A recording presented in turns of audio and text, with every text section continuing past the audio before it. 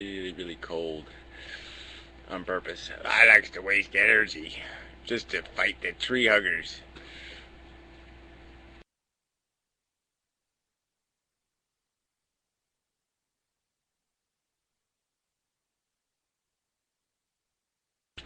So anyway, Dana, we could talk really. I'll get serious here. The superlative stuff. I mean, why? Yeah. Like we're really good. We're the best baseball players of all the animal kingdom. Like we're Mm. superlative. Well, big freaking deal. Who cares?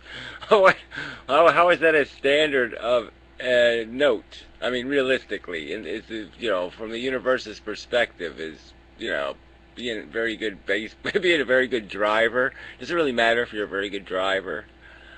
Yeah. Well, it's not just that we're simply the best at rationality. It's just that in terms of our mental life, the range of abilities that we have far exceeds the superlative ability of any other kind of animal. There's something extraordinary happened in human beings.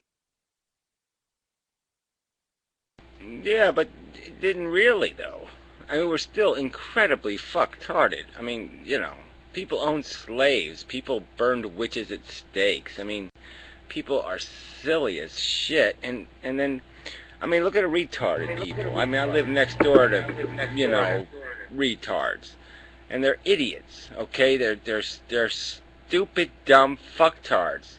But they're probably happier than anybody else in town. I mean, they're just, because they have so low a standard. And so what's the? I just don't get how superlative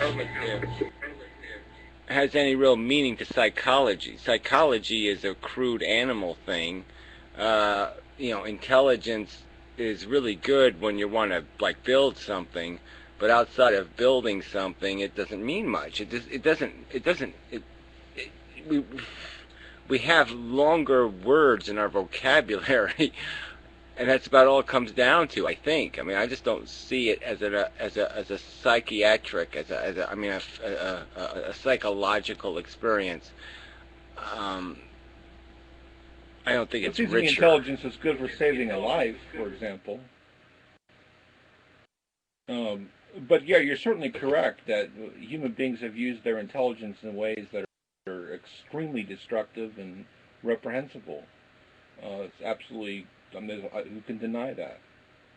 Yeah, well, that's all. I guess I'm going to argue then is that the superlative could go negative just as easily as it could be positive. I mean, we're going to in all likelihood, we're spectacularly blow ourselves to bits. You know, nuclear superlative nuclear glowish, splendor that will go out with a bang. And so what's like I said, it just doesn't get us anywhere, and I just don't see it as a. Well, how do we know that we're going to go out with a bang? That's the thing I don't get about the optimistic pessimistic debate is how people can be certain that either the prospects for humanity are great or they're grim. I mean, how can people know that given the evidence? Well, I just think the evidence. I just think the evidence. Well, when have we gone? Yeah. Well, when have we gone? Prospect. Yeah, prospect. Yeah, prospectively, then anything can happen. If you want to say prospect. Bandit, you really got to do something about, not jumping into the conversation without warning.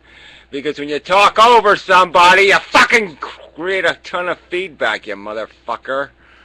I mean, your interruptions are so fucking obnoxious. And I know it's not your fault. You're just contributing. But the point is you really can't have your mic open the same time somebody else's mic is open. It makes a horrible mess. But anyway, where was I? Yeah, no, but that's look at the evidence. How long? When was the last decade we went with a decade on planet Earth without war? And then when you just look at the violence curve and you look at that technology curve, 9/11 is just the beginning. I mean, that's just, the next 9/11 is going to be 1 million dead people. And the next 9/11 after that's going to be 1 billion. It's just, technology is going to take the equation out of all rational, realistic. I mean, think, Star Wars. Is it realistic for people to be driving around in nuclear-powered spaceships? You know what I'm saying? I mean, individualism will destroy us. I mean, because we'll keep thinking that individuals are entitled to the freedom to kill each other. And as long as they're entitled to be pissed off and to kill each other, they will. And they'll do it, I just don't see...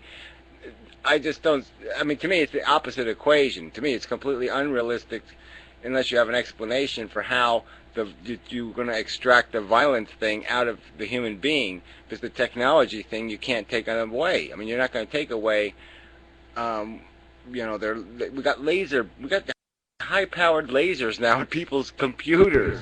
I mean, it's really... When you think about some of the technology we have access to and how much harm we can do each other with it, we're in big fucking trouble.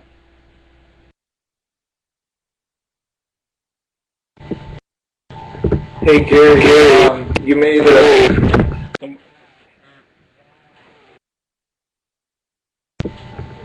a video recently.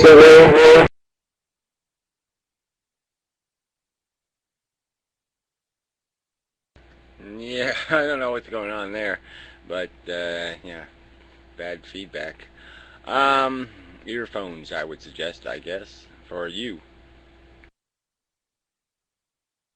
Hey, there's good old reliable fluky guy. He's gonna be a doctor, Dr. Faluki or whatever.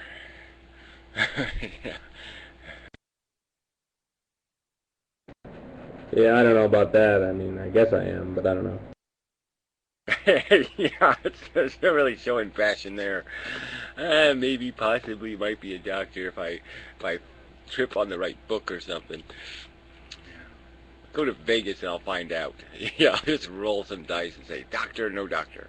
Doctor, no doctor. They make me get up at 4 in the morning. On Monday, I have to be awake at 4 in the morning to be at the surgery, rotation. I don't want to do it. I should be asleep right now. I hate it. Yeah, well, tomorrow's Sunday. That fucking sucks.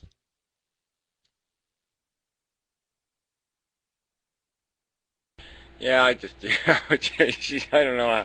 It's such a cynical world. I mean, I can see, growing up with the delusion of doing the good doctory thing when I was a kid, because it was a different world, maybe.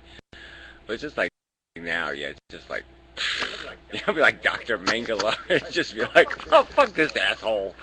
Why are we wasting time on this asshole? Fuck him. Get him out of here. Throw him out the window. It's too annoying. I mean, it's so hard to give a fuck about humanity. For me personally, anyway. Yeah, I actually went back. I watched some of your graceful exit videos because I got really interested in the topic of euthanasia. Because on Friday we had a patient who had to... we had to stick an IV in his jugular vein, okay? Because this guy had so many IVs in his arms that we couldn't stick them in his arms anymore because the veins were all fucked up. But not only on top of that, he had so many in his neck, in his fucking jugular vein, they couldn't get it in his jugular vein. This guy had a trach, he couldn't talk, and he was screaming, and he didn't want this fucking IV. And it just made me think, my God, if euthanasia were legal, this could be so much better. Yeah, I mean, it makes so much more sense not to be, wasting resources on people who really don't want to be alive. It just doesn't make much sense. Oh, zombies. Yeah, it's been a long time. Weeks or something like that.